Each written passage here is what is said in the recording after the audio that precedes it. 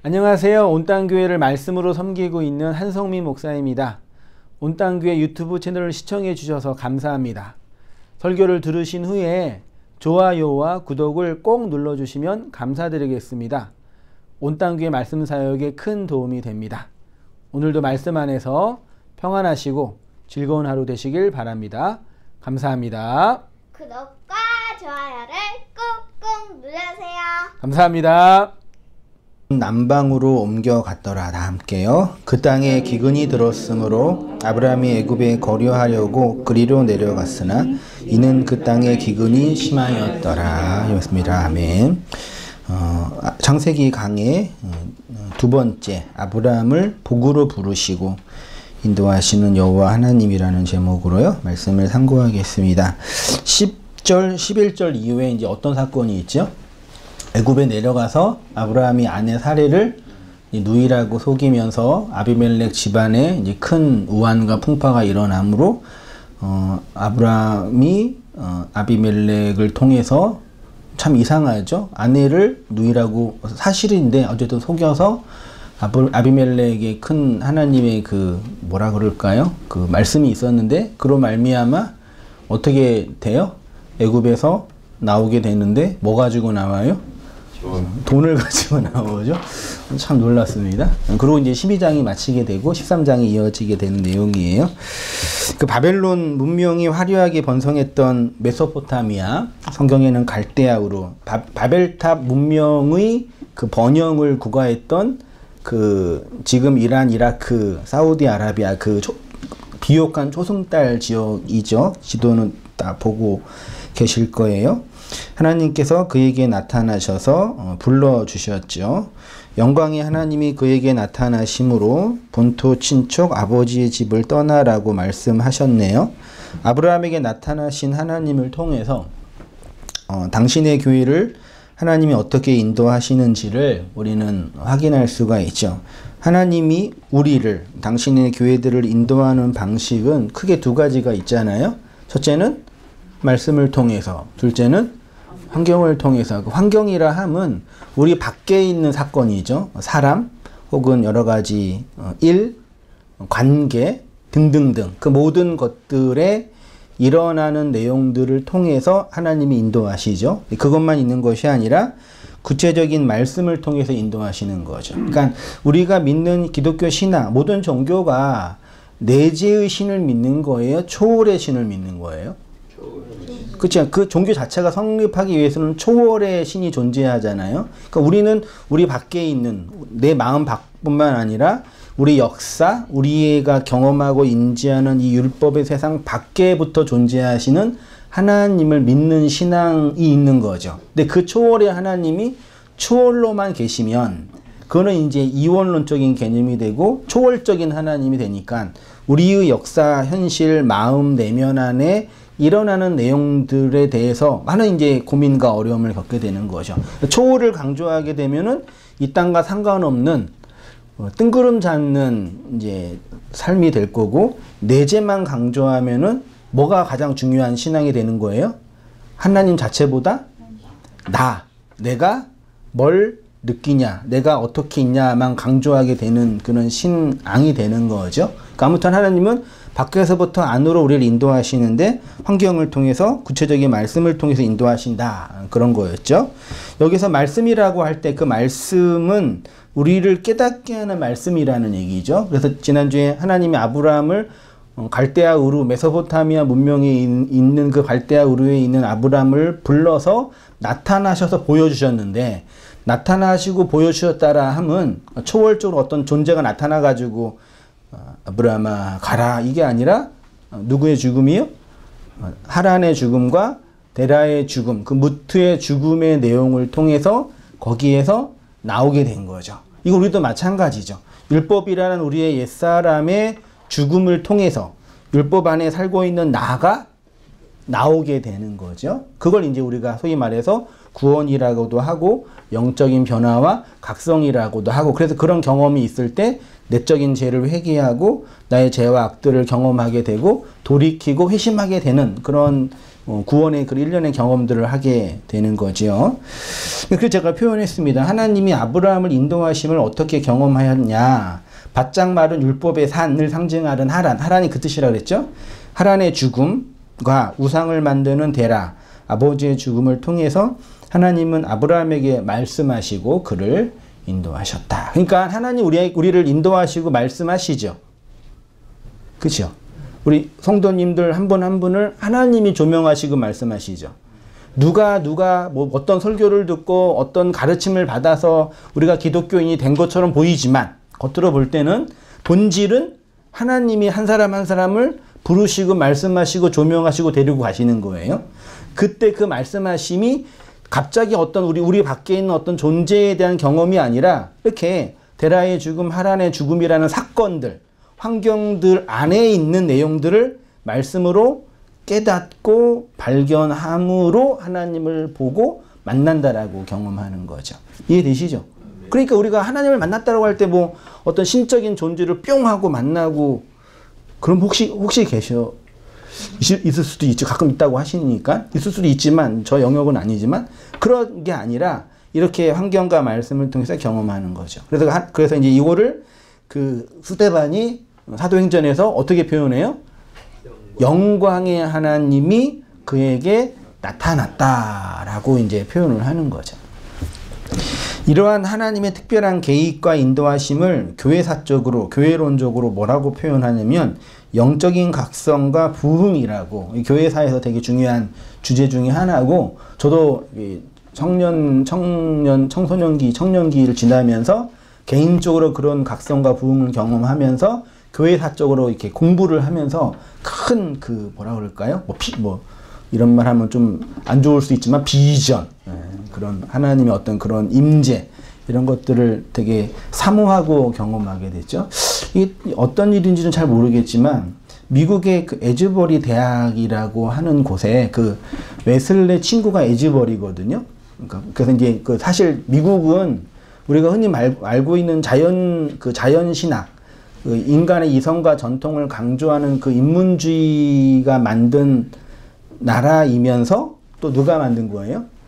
청교도들이 만든 나라이기 때문에 되게 세속적이면서도 되게 기독교적인 국가예요. 양면성이 있어요.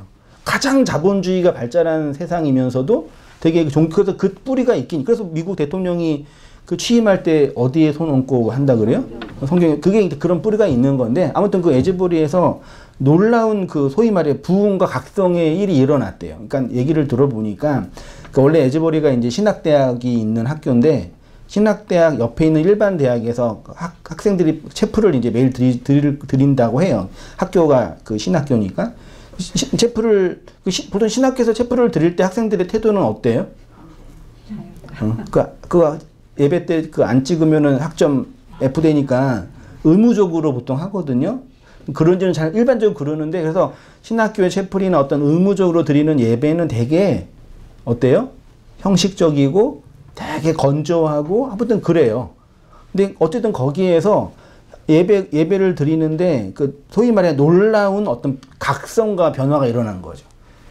설교자가 설교를 하고 기도를 시키고 내려갔는데 무리 있는 학생들이 기도를 하면서 그냥 자연스럽게 기도를 하고, 기도가 끝나고 또 모이고 계속 모여서 그 미국 전역의 뭐 CNN 방송에서도 그 부흥의 역사가 일어났다고, 하나님이 일어난 그 부흥들을 누가 막을 수 있겠냐고 그런 이렇게 앵커가 얘기하는 걸 제가 봤는데, 그러니까 그게 뭐 인간이 만들었을 때 이런 걸 논하기 전에 제가 그걸 보면서 그런 생각이 들었죠. 하나님은 하나님의 교회를 하나님의 방식으로 어떻게 해요? 부르시고 일으키시고 택하시고 인도하시고 가르치시는 거죠. 그러니까 우리가 이렇게 기도하고 이렇게 말씀을 들어서 어떤 변화가 일어난 것처럼 보일 수 있지만 사실은 뭐예요? 하나님이 선제적으로 말씀하시고 우리 각자 교회들에게 일으킨 결과를 뭐 하는 거예요? 모이는 거예요, 사실은요. 이해되시나요? 여러분 각자가 교회들이 그거는 그래서 인간이 뭐 노력하고 애쓰고 힘쓰는 어떤 그 인간적인 어떤 방식과 그런 그 노력을 하기 이전에 하나님의 특별한 개입과 각성들이 있는 거죠. 아브라함의 생애가 딱 그렇게 시작한 거예요. 우상을 숭배했던 아버지 아래서 우상을 만들며 살고 있는 아브라함에게 갑자기 하나님이 그 환경과 죽음들을 통해서 말씀하신 거죠. 그죠? 그런 거 보면 우리를 하나님이 교회로 불러주신 것도 그러지 않나요? 어떻게 우리가 뭐 노력하고 애쓰고 뭐 하고 한 걸 다 동원하더라도 하나님이 그렇게 각자에게 부르시고 말씀하신 내용들이 있죠. 그래서 이거에 인간이 어떤 부흥을 위해서 공식을 만들고 교회 성장을 위해서 노력을 하고 이런 것이 뭐 전혀 필요 없는 건 아니지만 우선적으로 전제될 게 뭐예요? 하나님이 하나님의 방식으로 하나님의 교회를 부르시고 가르치시고 조명하는 거죠. 우리가 할 수 있는 건 뭐예요? 또 해야 할 일은 뭐예요? 따르는 거? 그 하나님의 말씀이 어떠한지를 배우는 거. 그거죠. 그래서 다시 한번 그게 정확히 어떤 현상인지는 정확하게는 모르지만 저 개인적으로 그런 경험들이 있어서 어떤 이런 부르심 안에 온 거니까 그렇지. 그건 하나님이 하시는 거지. 하나님이 하셔야 되는 거지. 하실 일이지. 그런 또 사모함이 있죠. 그거 보세요. 코로나 때 코로나 한참 심할 때 우리 온땅교회 예배 드릴 때 저랑 집사람만 유튜브 영상 보면서 세상에 제일 힘든 설교 중을 했거든요. 세상에 사모한테만 설교하는 얼마나 힘든지 아세요? 저 온도 좀 내려주세요. 너무 뜨겁네. 그런데 하나님은 하나님의 교회를 하나님의 방식으로 불러주시는 거라는 생각이 들어요. 그래서 교회가 크든 작든 인간적으로 올 때 사역이 성공하든 실패하든 이런 문제가 아니라는 걸 다시금 확인하게 되는 거죠. 한편으로 또 성도님들 각자의 개별자적으로도 볼 때도 그런 것들을 또 사모하게 되고 그 하나님의 주권과 일하심들을 바라보게 되는 거고 더 간절히 그 하나님의 일하심들을 보게 되는 거죠. 그게 이제 소위 말해서 영적인 각성과 부흥이라고 이제 신학적으로 이제 표현하죠. 제가 그렇게 썼어요. 우리가 개인적으로든 공동체적으로든 하나님의 인도하심을 자각하고 그의 임재를 체험할 때 공통적으로 경험하는 것이 바로 이러한 각성과 부흥과 내적인 깨달음이라는 얘기죠. 이 안에는 죄에 대한 깊은 회개가 있을 수 있고 자신의 죄에 대한 깊은 돌이킴도 있을 수 있고 인간의 의와 율법적 가치에 대한 허무함과 무의미함을 발견할 수도 있고 우리의 죄와 악을 폭로하시는 하나님의 은혜에 대한 임재의 경험도 있을 수 있고 우리의 죄와 악을 덮으시는 하나님의 긍휼과 자비를 체험하는 다양한 신학적 내면의 경험이 있는 거죠. 바라는 거는 그 하나님 그렇게 교회들을 그렇게 불러서 각성하시고 부흥케 하는 일들이 끊이지 않고 일어나는 거죠. 일어나게 되는 거죠. 갈대아 우르에서 우상을 만드는 아브라함의 일을 아버지의 일을 돕고 있었던 아브라함에게 이러한 일이 일어난 거죠. 하나님은 말씀을 통해서 인도하시고 그를 이끄셨죠. 근데 그 이끄심은 단순히 외적인 시간과 공간적인 측면의 이끄심이 아니라 그러니까 아브라함을 갈대아 우르에서 빼와서 맨 처음에 어디로 데리고 갔어요? 하란으로 가고 하란에 있다가 어디로 갔어요? 세겜으로 가고 세겜에 이제 그 가나안 땅이니까 세겜에 있다가 또 어디로 가요? 남방으로 가고 남방에 있다가 애굽으로 가고 다시 있다가 또 세겜으로 와서 베델에 갔다가 돌잖아요. 그게 이제 아브라함은 물리적인 시간으로 돈 건데 우리는 어떻게 인도하셔요? 하나님이? 저 고양시에 있다가 노원구로 인도하시고 노원구에 있다가 용산으로 인도하시고 용산에 그렇게 인도하세요? 저 일을 했다가 이 일을 하게 하시고 이 일을 했다가 이게 인도하세요? 저 사람을 만나가 이 사람 만나가 그렇게 인도하세요? 그럼 물리적인 인도하심은 하나님의 인도하심이 아닌 거예요. 이 사람을 만나고 저 사람을 이 일하는 거는 우리의 외적인 밖에 일어난 일들이에요. 그게 무가치하다는 일이 아니라 하나님의 인도하심의 본질은 한마디로 말하면 어디 안으로 인도하시는 거예요? 내 안으로 내 속으로 인도하시는 거죠. 그걸 다른 말로 제가 어떻게 표현하냐면은 나라는 존재의 어떠하심을 깨닫고 발견하는 거죠. 나의 불가능함. 어디 안에서? 율법 안에서 인간의 가치와 의 안에서 선악과 먹은 나 안에서의 나 인간 존재뿐만 아니라 그 존재 안에 있는 나의 불가능함과 무능력함들을 깨닫게 하시는 거죠. 그걸 배워가는 거죠. 그래서 하나님 우리를 이렇게 인도하기 위해서 주신 것이 성경이고 뭐예요? 성령입니다. 이 페이지입니다. 그래서 성경 안에 모든 인물들의 모습 속에 누구의 모습이 있는 거예요? 그 아브라함은 그냥 우리 밖에 있는 아브라함이 아니라 혹은 우리가 본받아가지고 아브라함처럼 뭐 소위 말해서 부자가 되고 번영을 하고 뭐 이게 아니라 그렇게 다 이해하잖아요. 그러니까 아브라함은 참 진짜 중요한 인물이잖아요. 세계의 모든 유일 종교가 동일하게 조상으로 믿고 있는 인물이에요. 기독교, 유대교, 가톨릭, 이슬람교. 그렇죠? 다 이 아브라함 때문에 지금 아브라함의 자손들이 싸우고 있는 거잖아요. 그럼 한마디로 말하면 그 아브라함을 자기 밖에 있는 존재로 보는 거죠. 우리가 단군 할아버지 보는 것처럼 마치 그렇게 보는 거죠. 근데 그게 아니라 그 아브라함은 나를 인도하시는 하나님의 표상이고 하나님의 상징이란 얘기죠. 그 아브라함이 인도하시는 내용, 아브라함이 누구랑 싸우고 나중에 다음 주에 보겠지만 아내를 누이로 속이는 그 장면, 또 아비멜렉과 또 싸운 건 하지만 그런 일이 있는 모든 과정이 우리 안에 인도하시 우리를 말씀하시는 하나님의 사건이라는 걸 뭐 해야 돼요? 깨달아야 돼. 그렇지 않으면 아브라함을 밖에 있는 대상으로 봐서 숭배한다든지 자기의 교리와 해서 가지고 이렇게 싸우는 거예요. 되게 중요한, 간단하지만 되게 중요한 원리 중에 하나라고 생각이 들어요. 그 아브라함의 모습 속에 우리 성도님 자신의 모습을 보시죠? 네. 잘 보고 더 깊이 보면 볼수록 하나님의 인도하심을 더 깊이 더 선명하게 경험하는 거고, 그냥 겉으로 두리뭉실하게 보면은 그냥 그 하나님이 두리뭉실하게 보이는 거예요.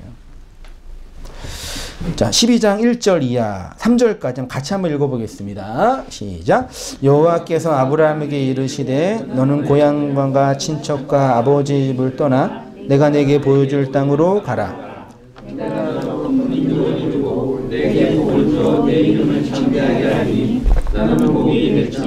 너를 축복하는 자에게는 내가 복을 내리고 너를 저주하는 자에게는 내가 저주하리니 땅의 모든 족속이 너로 말미암아 복을 얻을 것이라 신지라. 예.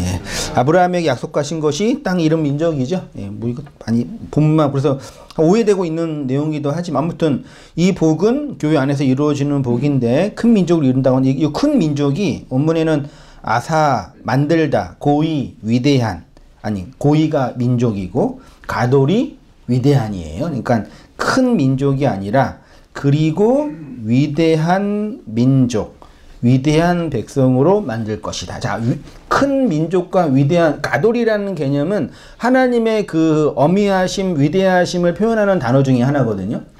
큰 것과 위대한은 느낌이 다르죠. 큰 거는 뭐예요? 물리적으로, 물량적으로 큰 거고 그렇게 느끼죠. 그래서 그 바다의 머리처럼 많아지는 거잖아요. 그 수가 아니라 내용적으로 위대한 어떤 측면에서 하나님의 복을 담은, 다른 말로 하나님의 복이 된 백성들을 위대한 민족이라고 표현하는 거죠. 물리적으로 많은 자손들이 아니라요. 그러니까 내용적으로 하나님의 복음을 담은 위대한 민족. 복음은 위대한 거니까요. 이루고가 아싸인데 교회를 창조하시고 만들 때 사용된 단어예요. 그러니까 너를 그 복을 가진 하나님의 그 위대한 복음을 가진 민족으로 만들어낼 거다. 창조해낼 거다. 이렇게 쉽게 말하면 교회가 될 거다. 신약적인 버전으로 하면 하나님의 나라가 될 거다. 계시록의 버전으로 하면은 하나님의 나라로 천년왕국으로 세울 거다. 뭐 그렇게 보면 되시는 거죠. 그 다음에 이제 내 이름을 창대하게 하리라 했잖아요. 창대가 가다리 이게 성장하다. 크게 진짜 번역의 큰 폐단 중에 하나죠. 그러니까 우리 관정적으로 쓰는 표현을 제가 이렇게 완전히 나쁘다는 얘기가 아니라 쓰긴 쓰되 의미를 하나님 우리를 축복하세요라고 기도할 때 의미가 하나님이 우리가 축복해 주면 복을 받고 축복을 안 해주면 복을 안 받고 이런 존재라는 그 하나님의 그 주권에 대한 오해가 있다는 얘기죠. 이해되시죠? 네. 그게 이제 그 복의 개념이에요. 그래서 이 복에 뒤에 소리가 붙으면 뭐가 돼요? 복음이죠. 복을 말하는 것. 그게 복음이잖아요. 그게 신약에서는 이제 유한겔리온이라 표현하는 거거든요. 그 성경이 복음이라고 해요. 이 구약 성경에서 하나님의 복을 받는다는 개념은 당연히 뭐 이 세상에서 물리적으로 성공, 번영, 이 중국인들이 좋아하는 그 복의 개념, 뭐 들어가서 복 받고 나와서 복 받고 물리 자손의 복을 받고 그 금전의 이런 거는 그건 다 지나간 거죠. 한마디로 말해서 복음의 존재가 된다라는 거예요. 복음의 존재. 이 복이 히브리어로 뭐라고요? 바라크예요. 단어 어렵지 않죠? 바라크. 단어를 찾아보니까 사전에 1288번에 있는데요. 기본적인 뜻이 무릎을 꿇다. 복을 빌 때 무릎을 꿇었나 봐요. 축복을 하다, 복을 주다, 뭐 찬양을 하다, 이런 단어적인 뜻이 있어요. 요 바라크 모음 자음 3개 있죠. 바라크요. 베이트 이렇게 시작되는 있죠. 여기 앞에 뒤에 카프를 빼면은 뭐가 돼요? 그게 바르가 돼요. 바르는 뭐예요? 이건 바르는 아들이에요. 벤과 비슷한 단어인데 보이세요? 네. 여기 있잖아요. 여기. 바라. 원래 카프가 뒤에 오면 자음이 바뀌거든요. 이게 바라크인데 요거를 빼면 이게 뭐라고요? 이게 아들이에요. 이게 히브리어 카프가 뜻이 뭐냐면 이게 손이라는 개념이 있어요. 손의 뜻이 있어요. 그럼 이제 그냥 단어적으로만 본다면 바라크는 아들에게 뭘 얻는 거예요? 손을 얻는 거죠. 그도 그럴 것이 구약의 족장들이 아들한테 축복할 때 뭘 얹어요? 손을 얹고 안수를 하죠. 그래서 누구죠? 야곱인가? 어금 맞아서 했죠. 야곱이죠. 맞죠? 네. 손을 얹었잖아요. 그 어금 맞았다는 얘기는 몰라서 한 게 아니라 복이 어떻게 전달되고 전수되는지를 그 족장이 알았다라는 개념이었거든요. 그러니까 복이라는 개념은 아들에게 손을 얹는 거죠. 아버지가 아들에게 손을 얹음으로 복을 빌어주면 그 아들이 어떤 존재가 된다고요? 베라카, 복이 되는 거죠. 이 바라크는 복을 빌다고 뒤에 해라는 자음이 붙으면 명사로 베라카가 되거든요. 이 해가 호흡을 뜻하는 단어예요. 하야 할 때, 루아흐 할 때 그 호흡이에요. 그러면 호흡은 이 바라크에 하나님의 호흡이 임하면 뭐가 된다고요? 그게 복이 된다고요. 베라카. 그게 신약으로 말하면 그냥 복음이에요. 복의 소리. 어렵지 않죠? 이거 그냥 단어적인 뜻만 보면 돼요. 그러니까 하나님이 복을 주신다라는 것은 아들에게 손을 얻는 것이고 그렇게 복을 빌어줌으로 하나님이 호흡으로 임하게 되면 복의 존재가 되죠. 그래서 제자들이 하나님의 아들인 그리스도를 통해서 그분의 십자가의 죽으심으로 하나님의 손으로 그의 죽으심을 경험한 자들이 나중에 오순절에서 뭘 경험해요? 성령 강림을 경험해서 어떤 존재가 돼요? 베라카, 복의 존재가 돼서 뭘 전해요? 복의 소리를, 복음을 전하는 자가 되잖아요. 그렇게 복을 빌어줌으로 하나님이 호흡으로 임하게 되면 복이라는 존재가 되죠. 그렇게 아버지의 안수를 통해서 복이 된 존재에게 소리가 있으면 그게 복음이 되죠. 그래서 복의 근원이 될지라 개혁 성경에는 복의 근원이 된다 그랬죠. 근데 개정 성경은 뭐라고 번역했어요? 복이 될지라. 이어서 여호와 하나님은 너를 저주하는 자를 저주한다고 하지. 그러니까 축복하는 자를 축복하고 저주하는 자를 저주한다. 그래서 아브라함에게 큰 어떤 하나님의 건세가 주어지는 것처럼 보여지는데 뭐 틀린 말은 아니죠. 근데 여기 축복하는 자를 축복한다고 번역된 게 바라크예요. 축복을 하면 축복을 한다는데 저주하는 자를 저주한다는 건 뭐냐면 어떻게 되어 있죠? 칼날 아라르라고 되어 있어요. 칼날은 저주하다도 되긴 되는데 번역이 됐는데 기본적인 뜻이 하찮게 보다, 보잘것없이 보다, 뭐 그런 뜻이래요. 그 다음에 이제 아라르는 말 그대로 저주고요.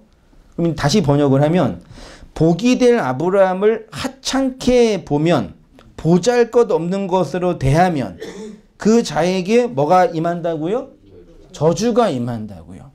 하찮게 여긴다, 보잘것없게 본다는 얘기는 그냥 그 존재 자체를 가치 없는 것으로 본다라는 개념이 아니라 그의, 말하자면 그의 껍데기, 그의 내용, 속 안에 있는 소리를 못 알아먹고 겉의 소리만 보고 있는 것을 뭐라고요?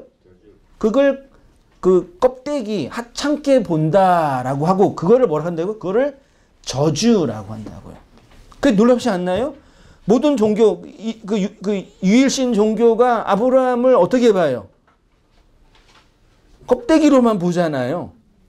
하찮게 보잖아요. 그런 말미암아 진짜 저주가 임하잖아요. 쉽게 말해서 아브라함을 통해서 하나님이 가르치시고 보여주시고 그의 복음의 내용을 알아먹지 못하는 자는 여전히 저주 아래 있는 거죠. 그 저주가, 우리가 그 저주를 설명하기 위해서 물리적으로 여러 가지 뭐 아픈 것으로 등등으로 표현했는데, 그 하나님의 복의 존재가 되지 못한다라는 거죠.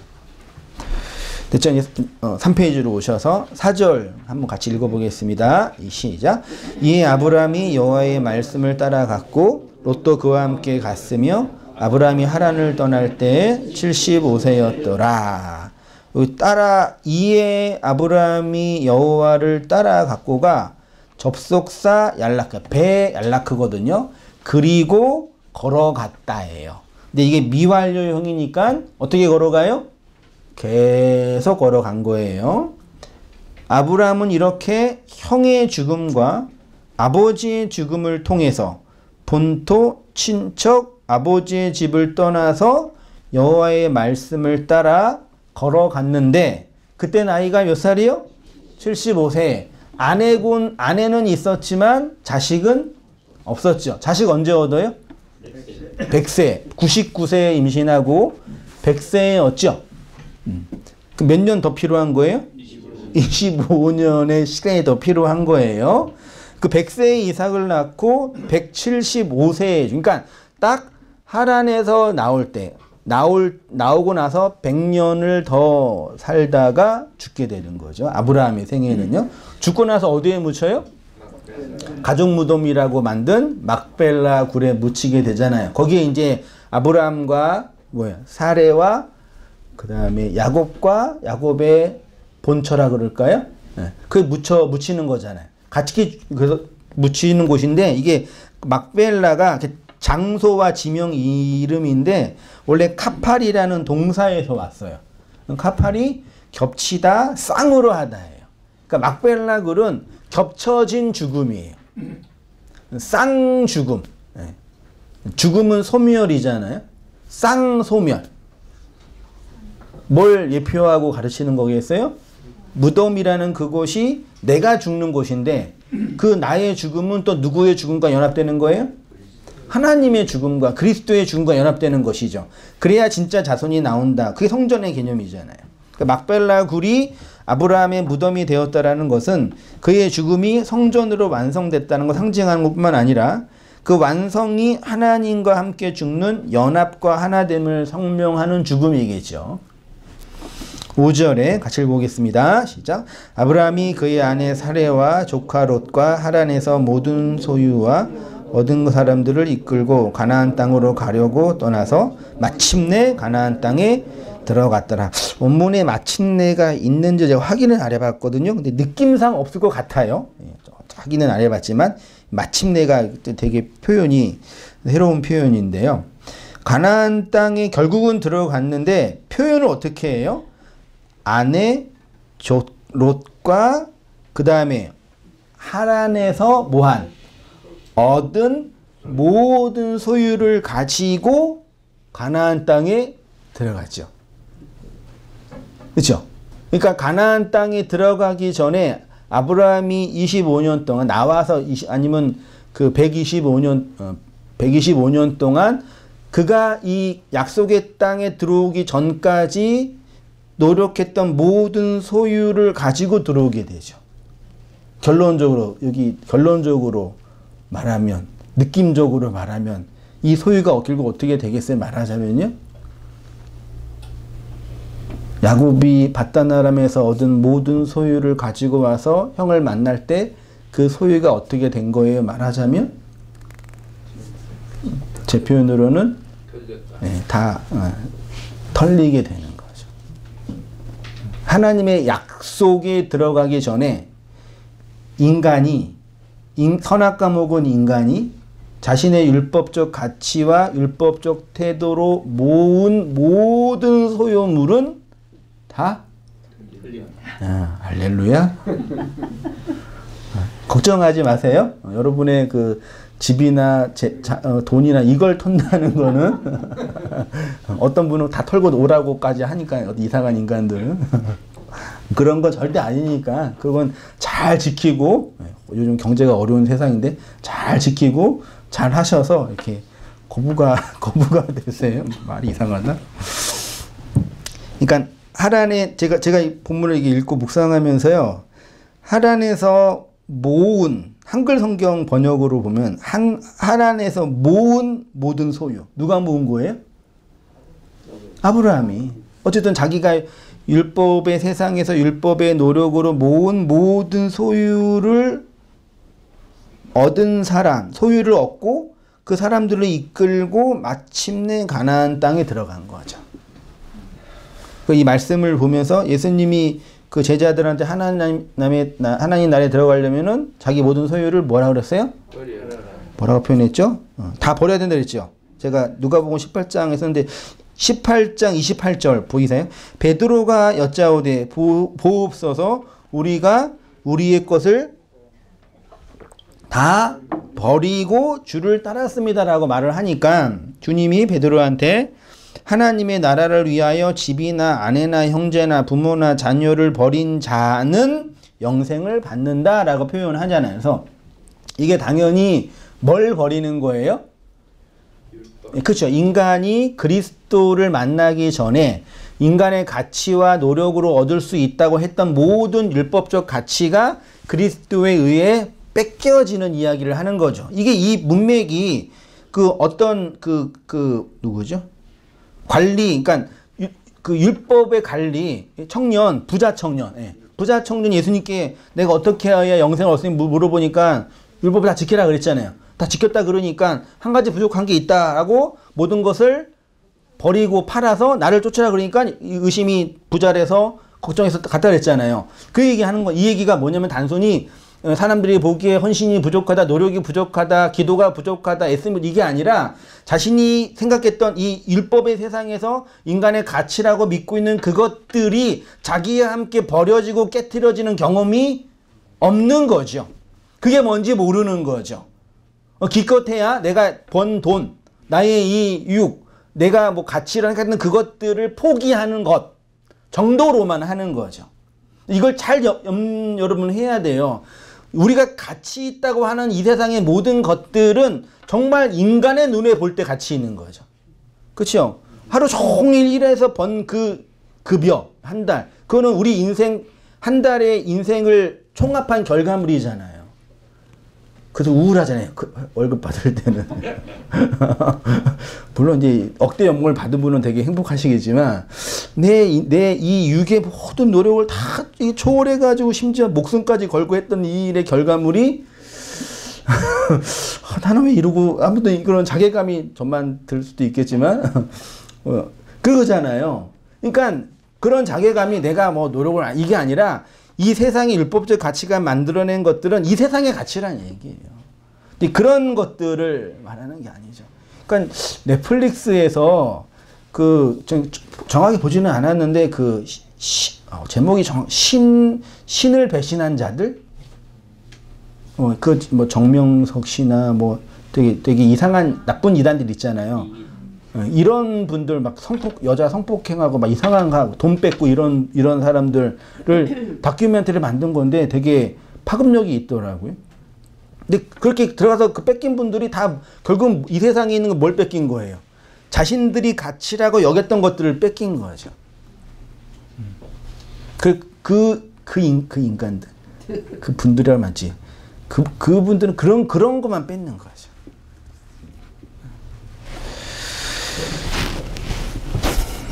그래서 이 세상으로 하여금 그렇게 자기를 헌신시키고 자기 것들을 포기하면은 영생을 얻을 수 있다라는 얘기를 하는 거죠. 아니에요. 인간은 인간이 만들어낸 자기 육과 이 율법의 세상에서 만들어낸 이 코스모스의 세상에서 노력하고 만들어낸 그것들을 뺏긴다고 그리스도께 가지 않아요. 착각하는 거예요. 서로 착각하는 거예요. 그게 이제 그 부자 청년의 한 주님의 말씀, 아브라함이 그랬다는 얘기죠. 그 다음에 이제 롯과 함께 부분이 있죠. 또한 아브라함은 조카 롯과 함께 가나안 땅에 들어갔네요. 왜 롯과 함께 들어갔을까요? 죽은 형제 자식을 아브라함이 거둔 거라고 할 수 있는데, 네. 나중에 롯과 어떻게 돼요? 헤어지죠. 서로 이제 싸워서 재산 분쟁이 있는 거죠, 말하자면요. 근데 이 롯이라는 단어가 히브리어로 보니까요, 이게 덥게 베일이라는 단어에서 유래했대요. 그러니까 아브라함이 롯을 데리고 살다가 가나안에 들어간 거는 아브라함의 어떠하심을 설명하는 기제 중에 하나라고 생각이 드는 거죠. 저는요. 단지 그가 인간적으로 가족들 돌본다 정도가 아니라 다 이유가 있을 거 아니에요. 말하는 우리가 그 모든 이유를 다 알지 못해서 문제지 이유는 분명히 있을 거 아니에요. 아브라함이 아버지와 형제의 죽음 속에서 하나님의 인도하심을 따라서 가나안으로 들어간 거죠. 가나안 약속의 땅이죠. 그러면 거기서 끝나야 되잖아요. 그렇죠? 근데 아직 시작도 안 했어, 사실은요. 그 아브라함 자체가 아직 선명하게 하나님의 그 언약, 그 베라카의 복의 내용이 무엇인지 모르고 있는 건 분명한 거죠. 하나님 측면에서는 분명하게 가르치시는 것이지만 아브라함의 인생의 과정 속에서는 아직 완성이 아닌 거죠. 그러니까 여러분 잘 들으세요. 우리가 진리 측면에서 하나님 입장에서 이미 된 거예요, 안 된 거예요? 나라는 존재가 하나님의 그 묵시와 영혼의 측면에서는 이미 완성, 온전히 된 거예요, 안 된 거예요? 되게 중요합니다. 여러분은 우리가 보는 관점이 아니라 하나님의 그 영혼과 복 자체이신, 우리에게 복을 빌 필요조차 없는 그 완전하신 하나님의 입장에서 우리는 이미 완성된 거예요. 그 할렐루야 할 일이죠. 이미 완성됐고 이미 완료된 거예요. 하나님의 영혼의 관점에서는요. 됐죠? 근데 우리의 역사의 과정에서는 뭐예요? 아직 안 되는 거예요. 그래서 좋은 말로는 되어지는 과정이고, 그리고 안 됨을 늘 경험하는 거라고 표현하죠. 이 두 관점을 정말 잘 이해하셔야 돼요. 한쪽을 강조하면 말하자면 그런 자신의 이 도덕적, 육적 한계를 그런 식으로 극복하려고 노력하는 사람들이 되든지, 아니면 소위 말해서 하늘에 이미 살고 있는 분들 계시죠. 이 뭐라고 표현하면 좋을까요? 이미 역사와 나의 육과 나의 이 모든 이 인생의 가치는 이미 초월하신, 이미 부처가 되신 가끔 그런 분들이 계시거든요. 그건 이제 그 하나님을 계속 이제 묵상하고 그 하나님만 생각하다 보니까 자신이 그렇게 된 것처럼 이제 착각하는 거죠. 제가 착각이라는 단어를 쓴 이유가 그럴 수 없다는 얘기죠. 성경이 그래서 그런 완성을 꼭 뭘로 설명해요? 무트라는 죽음으로 설명을 해요. 죽고 죽어서 그렇게 표현하잖아요. 제가 그런 표현했잖아요. 우리는 날마다 죽지요. 실제로 내용적으로, 그러니까 영적으로 본다면 하나님의 일하심들, 말씀들, 역사를 통해서 말씀의 내용을 통해서 깨닫고 발견하면 그만큼 죽어요. 내용적으로. 그래서 알지 못하면 못 죽어요. 그러니까 우리가 인식론적으로 어떤 걸 깊이 깨달을 때 놀라운 카타르시스를 경험하죠. 저만 그러나?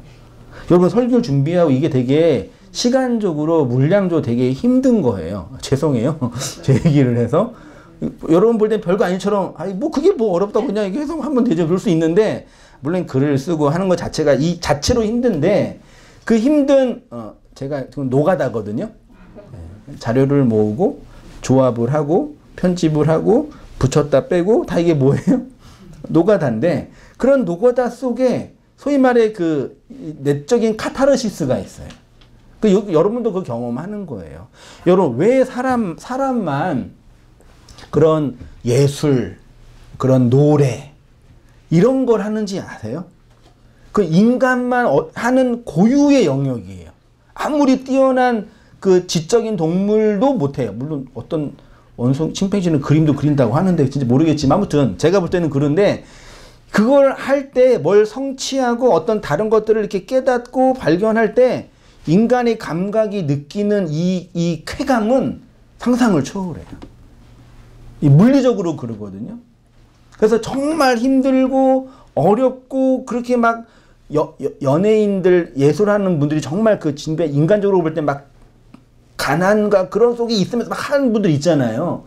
그게 자기의 꿈을 위해서 견디는 그 정도가 아니라 그 일 자체가 주는 그 카타르시스가 있는 거예요. 인간적으로. 근데 우리가 이 율법의 세상에서 말씀을 통해서든 환경을 통해서든 우리를 인도하시는 하나님의 그 캐치와 붙잡으심과 깨달음이 있을 때 우리 안에서 뭐가 일어나요?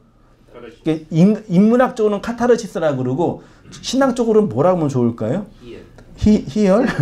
그것도 되게 인간적인 표현이죠. 아무튼 깊은 각성, 다른 어떤 그런 영역 그게 있는 거예요. 그래서 정말 그런 은혜를 깊이 경험하고 어떤 그런 내적인 그런 게 있는 분들이 실제로 인간적으로 이렇게 뭐라 그럴까요? 오래 산다 그러나요? 네, 맞아요. 그래서 노래 많이 하고 네, 목사들 은근히 장수하는 거 아시죠?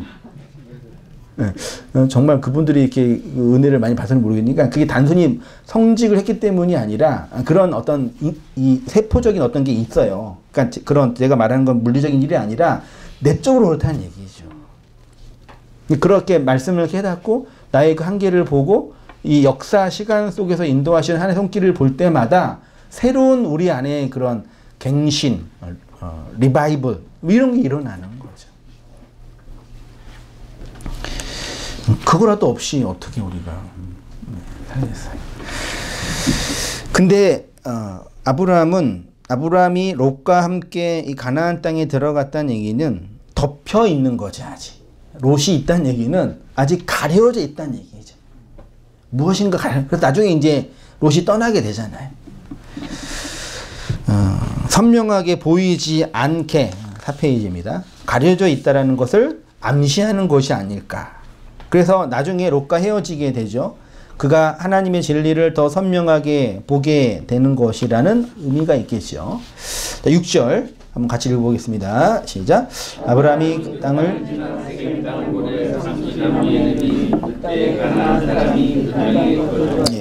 세겜 땅 모래 상수리 나무는 아주 중요합니다.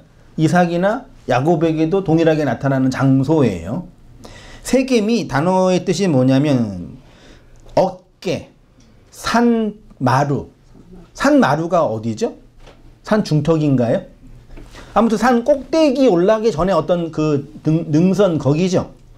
그러니까 이거는 어깨는 우리 머리 아래에 있는 거죠. 그러니까 머리에 올라가려면 어깨가 있어야 되죠. 어깨를 통과해야 되죠. 그러니까 산의 꼭대기, 산 머리에 올라가려면 산 마루를 타고 올라가야 되죠. 그러니까 세겜은 마치 그거죠.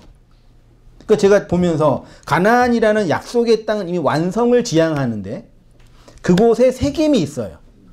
아직 머리에 도달하지 못한, 머리가 완성되지 못한 어깨에 있는 거죠. 내용적으로 보면은요. 재미있는 게 예수님이 제자들한테 나의 멍에를 메고 내게 뭐라 그랬어요?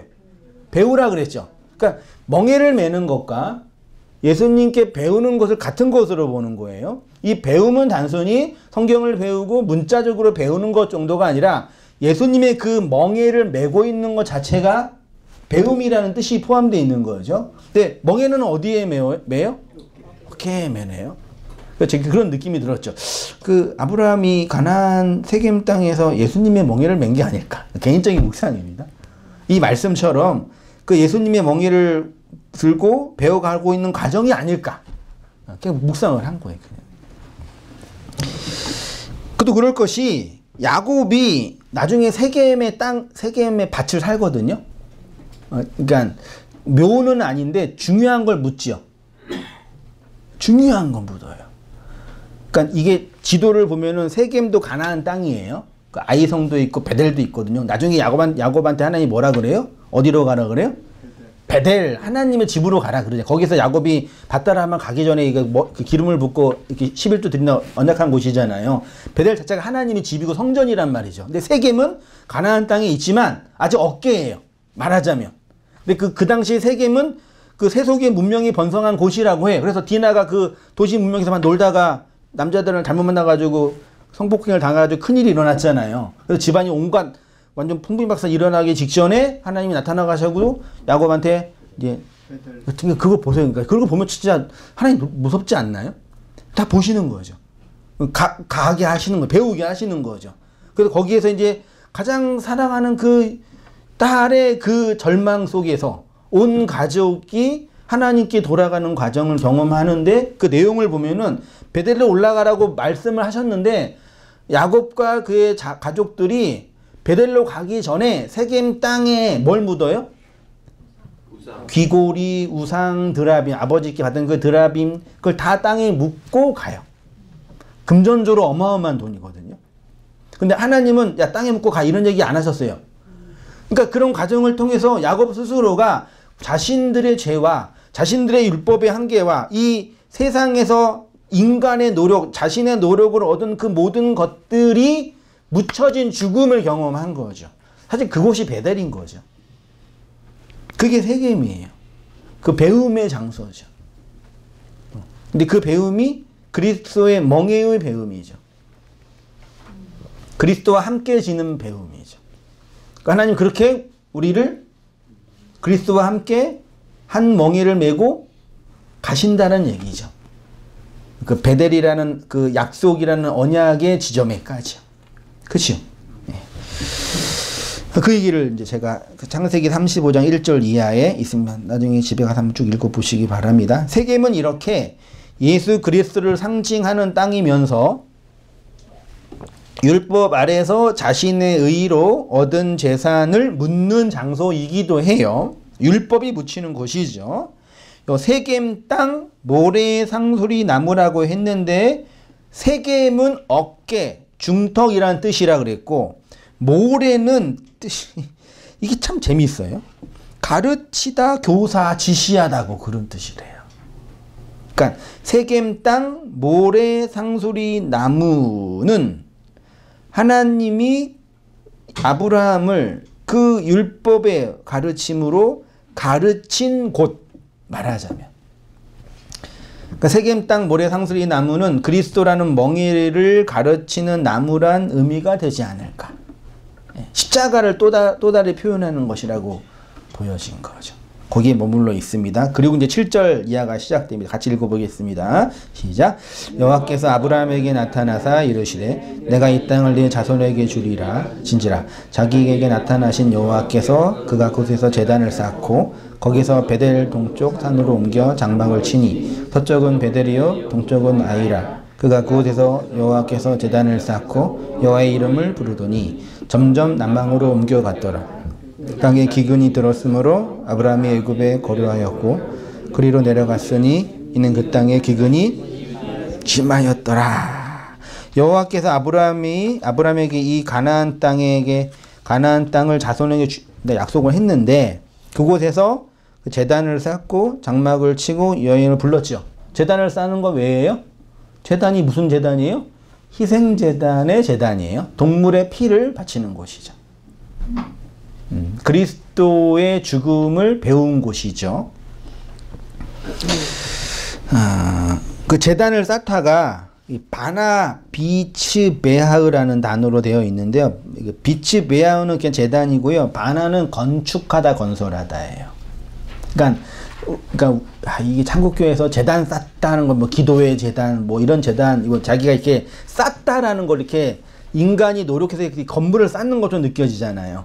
네, 인간이 애쓰고 뭐 계속해서 이런 근데 사실 쌓는 게 아니라 건축하는 거죠.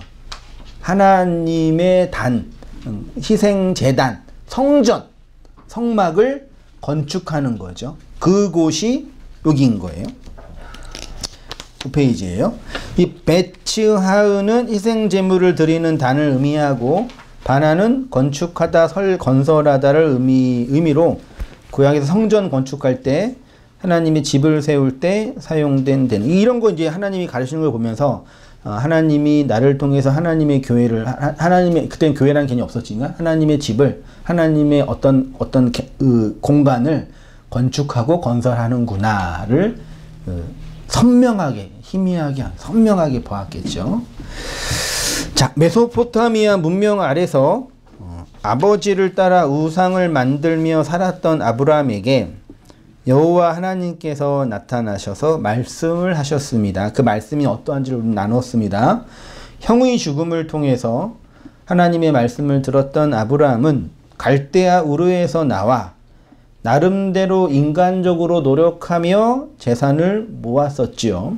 그리고 하란에서 아버지 데라의 죽음을 통해서 다시 그곳을 나와 가나안 여정을 시작하고 세겜 땅 상소리 나무 그곳에 정착하게 된 거예요. 그곳에 하나님의 교회들 우리를 이렇게 끌어들이시고 우리를 하나님이 말씀으로 가르치시고 우리 안으로 인도하시고 나의 속을 펼치시는 인도하심의 내용인 거죠.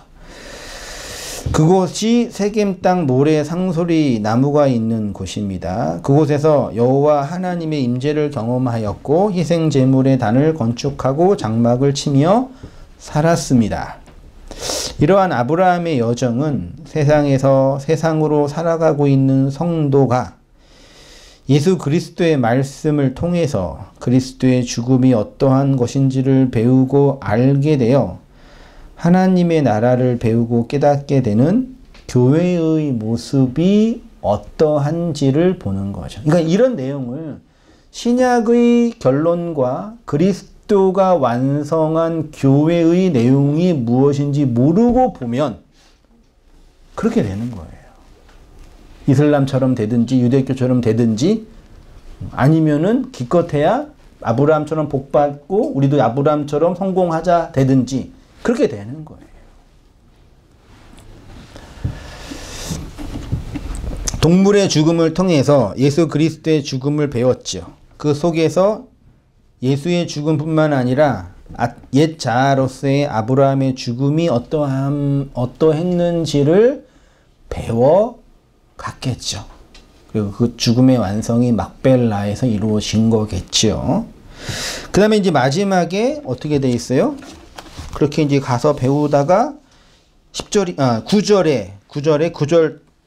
짧죠. 점점 어디로 갔어요?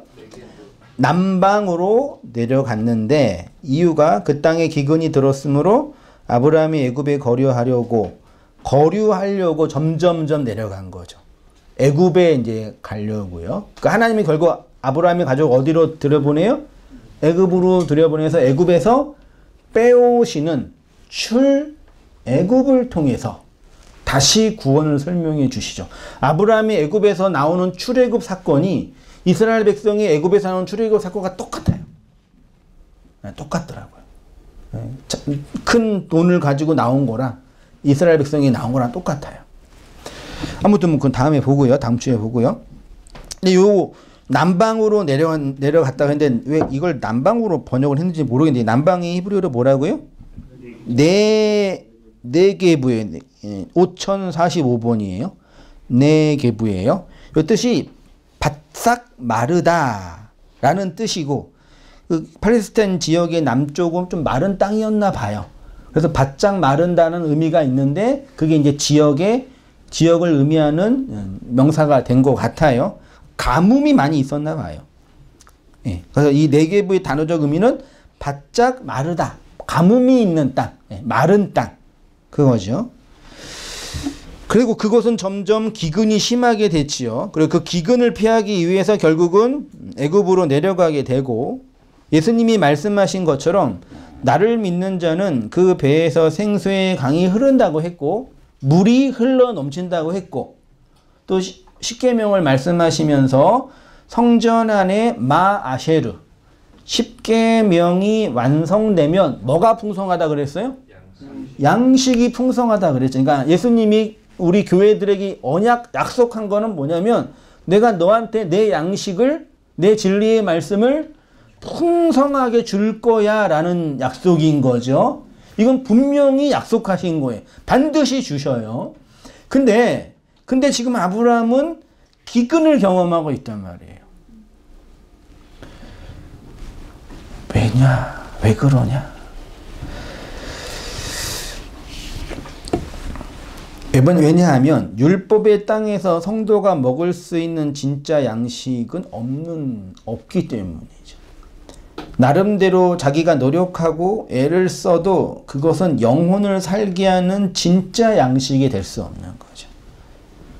세상은 그것으로 충분히 살아요. 그 세상이에요. 충분히 사는데 그 충분한 세상에서 내계부를 경험하는 거예요.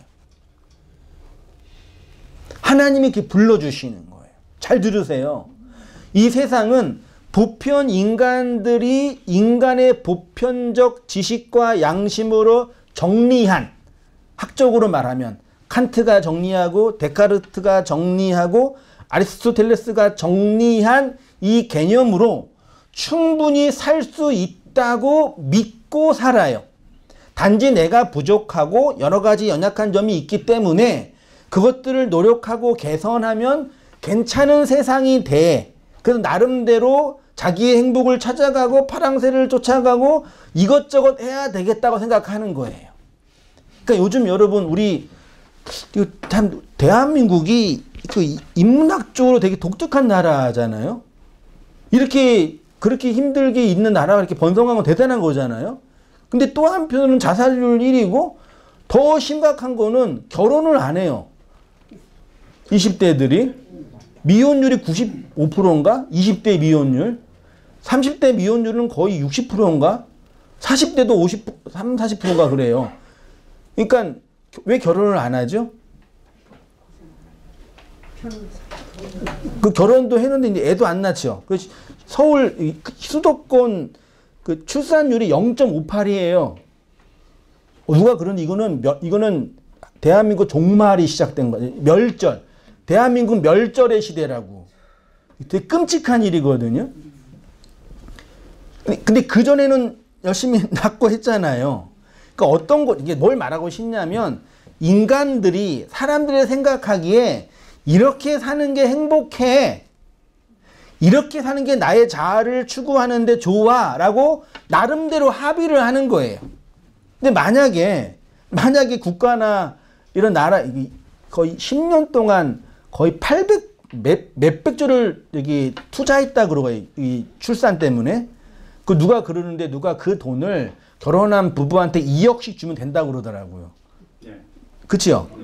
그렇게 했으면 결혼해요, 안 해요? 또 하신다고요? 어떻게든 또 하겠죠. 폐해가 있겠죠. 그러니까 나름대로 이렇게 하면 행복할 거라고 어떤 그게 만들어지면 또 하는 거예요. 그러니까 인간은 자신들이 생각한 이 판 속에서 자신들이 추구하는 방식으로 다 살아가요. 그러니까 어떤 사람이 볼 때는 이렇게 애를 안 낳는 게 대한민국 멸절의 종말이다 끔찍한 일인데 각자 개인은 그게 뭐예요? 행복하고 좋은 거예요. 그래서 무서운 거예요. 그게 사회학적으로. 뭘 말하고 싶은 거냐면 그렇게 세상에서 자기 나름대로 정한 기준으로 행복하게 살다가 하나님의 백성에게는 어떤 게 들어오는 거예요? 내계부의 땅의 경험이 들어오는 거예요. 목말라요. 이걸로만은 못 살아요. 그런 게 개인적으로 집단적으로 경험하는 거를 각성과 부흥이라고 하는 거예요. 그걸 여러분 인간이 너 각성해, 너 부흥해 이게 되겠어요? 마치 우리 자식들 철들게 하는 게 뭐 그렇게 쉽게 되나요? 어떤 자기가 인생을 살면서 배우고 경험한 것 속에 이렇게 해야 돼. 이렇게 어떤 깨달음이 올 때 철든다 그러잖아요. 마치 그것처럼 이 자연으로 살고 있는 인생이 율법의 세상에서 자기 욕망의 주체로 주인으로 살고 있는 나가 이렇게 사는 것으로는 충분하지 않는 그 무엇, 그 하늘의 것이 빵 하고 들어오는 거예요. 그게 오늘 본문으로는 바짝 마른 네게부의 경험이에요. 하나님이 아브라함에게 그 경험을 주신 거겠죠. 제 추론과 묵상으로. 그 우리도 마찬가지죠. 저도 그랬으니까요. 그것만이 교회 되게 하는 길인 거죠. 그래서 이 전도나 선교처럼 되게 인간적으로, 그러니까 초월적으로 힘든 일이 없어요. 인간적으로 노력하는 건 가능하죠. 싸바싸바 해가지고 교회 오게 할 수도 있고, 혹은 뭐 잘 가르쳐서 성경을 가르칠 수 있죠. 심지어는 성경을 조작해가지고 교회 잘 다니면 복 받는다 이렇게 할 수도 있죠. 이거 할 수 있어요. 그치만 그 안에 그 네게부의 경험은 누가 하는 거예요? 정말 존재하시는 하나님이 하시는 거예요. 그러면 그럴수록 저는 뭐 교회사적으로든 신학적으로든 어쨌든 이 목회라는 공적인 일을 하고 있는 입장에서는 그런 우리 교회의 부흥과 뭐 성장을 바라기 이전에 정말 그런 일들이 모든 이 심령들 각자 교회 하나님 백성들한테 정말 풍성하게 일어났으면 좋겠다. 그 인간적인 그냥 바람, 욕심일 수도 있겠지만 그 에즈보리의 부흥의 현장을 이렇게 간접적으로 보면 그 정말 부흥인지는 또 봐야 되겠지만 그런 각성들을 보면서 그런 산모함이 다시 일어났던 거죠. 그렇게 하다가 온 땅교회도 크게 부흥하고 꼭 이렇게 인간의 욕망이 들어간다니까요. 얼마나 또 행복 싫으세요 그런 거는요? 또 타락한다 또 그래요. 하도 많이 그런 얘기 들어가지고 제가 하나님의 진심을 못 알아먹어. 인간의 가치와 인류의 진보를 이룰 수 있는 인생 군상들의 그 땅은 하나님을 향한 진리의 목마름과 양식이 없어요. 그러나 하나님의 백성은 이 네게부에서 하나님을 향한 가난함과 목마름을 경험하게 되는 거겠죠. 예수님이 산상수훈에서 율법을 가르치시기 전에 팔복의 말씀을 하신 이유가, 그 팔복은 율법을 가르치기 전에 한 거잖아요. 그 내용은 뭐예요? 복의 내용이잖아요. 뭐라 해요? 심에 온 의잖아요. 심령이 가난하고 목마르고 애통하는 거잖아요. 이미 우리 마음의 상태를 얘기하는 거예요. 그 상태된 자에게 복음, 율법을 통해서 복음을 설명하는 게 산상수훈이잖아요. 네게부에서 가르치시고 가나안으로 들이시는 내용인 거죠. 말하자면요. 그 하나님의 백성은 겉으로 보이는 말씀, 밖으로 임하는 성령만으로는 충분하지 않죠. 그래서 네게부에 있는 교회들은 언제나 가난함과 목마름이 있는 것이겠지요.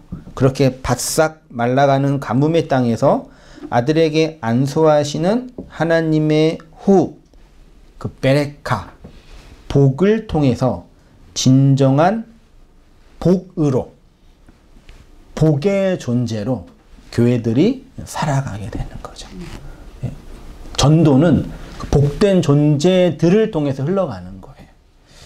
이 은혜 안에서 살아가는 성도님 되시기를 주님의 이름으로 축원드립니다. 기도하겠습니다. 하나님 아버지, 주님의 복의 내용을, 그 말씀과 호흡의 내용들을 아브라함의 기록된 생애를 통해서 배우고 나누고 고백하고 깨닫게 하시니 감사합니다. 이미 우리 안에서, 교회들 안에서 하나님이 역사하시고 그 놀라운 말씀들로 인도하신 것들입니다.